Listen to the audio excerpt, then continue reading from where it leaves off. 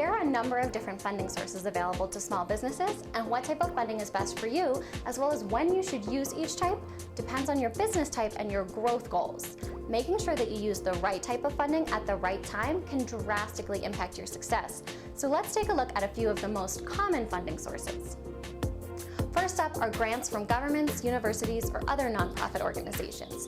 These can be an amazing source of funding because you get the money you need and you don't have to pay any of it back, plus you don't have to give up any ownership in your company.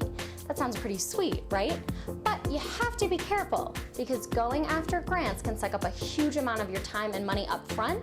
They can be really, really tough to win, and they often severely limit the scope of what you can spend the money on. A lot of times, they simply don't provide the level of flexibility wanted or needed by an entrepreneur, so you have to be certain to make sure you know all of the limitations associated with a particular grant before pursuing or accepting it.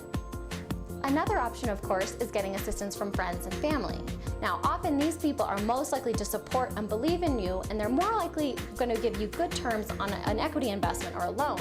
However, it can be really dangerous to mix business with your personal life, and you don't want to jeopardize any relationships that are really important to you, so make sure you take such investments seriously and treat friends and family just like you would any other investor.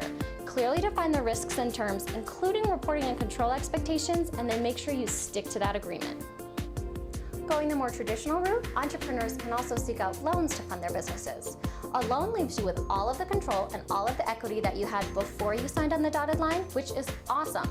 But remember, you have to pay that loan back, plus interest, whether or not your company is a success. So make sure that you're in a position to make payments even if everything doesn't go exactly as planned.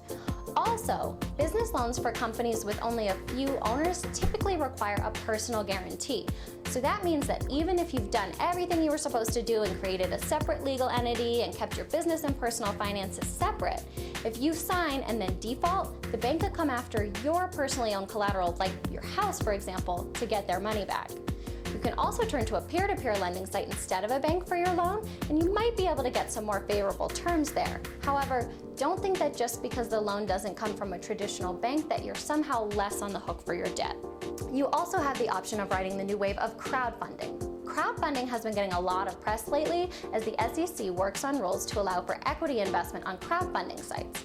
But whether you're using the original award system or the new equity system, the concept is the same.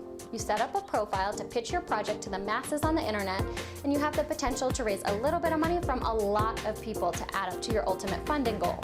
If you go this route, make sure you realize how much time and energy it typically requires to run a successful crowdfunding campaign, and do your research on the different crowdfunding sites so that you use the platform that gives you the best shot at getting funded. And as with anything else, be sure you read the fine print before you agree to anything. Another great funding option for businesses that want to grow quickly is entrance into business plan or business pitch competitions. Not only do you have the chance to win cash at these competitions, but you also get to promote your business, network, and get feedback from entrepreneurs, investors, and your peers. There are tons of these competitions every year, so start researching the ones that make the most sense for you to enter and begin to get your name out there. Of course, these competitions can be rather time-consuming, they're often really hard to win, and the prize purse can be puny or plentiful depending on what you enter and where you place. Just make sure you know what you're getting yourself into before you dive whole hog into the competition circuit.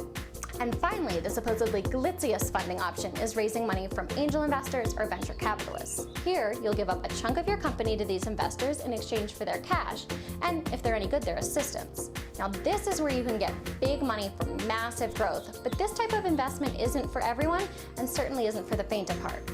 Firstly, you have to give up some control to these guys. They're going to be checking in on what you're doing, probably be on your board, and be questioning your decisions because they now own a part of your company too. Additionally, their investment is based on the expectation of a fairly rapid payout, so be prepared to sell, or if you really rock it, to go public. This isn't the way to go for someone who wants to pass their business down to their grandkids. Additionally, be careful of the terms of the agreement. These investors are professionals and they're looking out for themselves. Make sure you have an experienced lawyer explain all of the ins and outs of the term sheet to you before you sign anything and take the cash. With that said, however, this can be the way to go if you truly believe you can be the next Google with the right amount of cash up front. VCs are career investors working for investment funds and are handling other people's money for their investments. Angels, on the other hand, are individuals putting up their own cash. Either way, they review tons of proposals, so make sure you make a good first impression when you approach them and know what's what in your business plan and financial projections before they start asking you questions. Given all of the options out there for outside investment into your company, it's really important that you take some time to decide what your goals are, where your business stands, and what the best funding option for you would be before you pursue something that might not be the best fit. Consider all of the positives and negatives of each option before committing to a deal. And if you're still totally confused, ask for the advice of a mentor or other expert. Did you find this video helpful or fun? Then share it with a friend who you think would benefit from the dish, and don't forget to follow me on Twitter and Facebook and subscribe to my channel on YouTube so you never miss any of the latest tips, tricks, and tutorials to help your business grow. And you get to see my adventures through the wide world of entrepreneurship and how I use the freedom running my own business gives me. Also, remember to head over to Costa.com so you can get in on the conversation about how to build your business to success so you can live your life your way.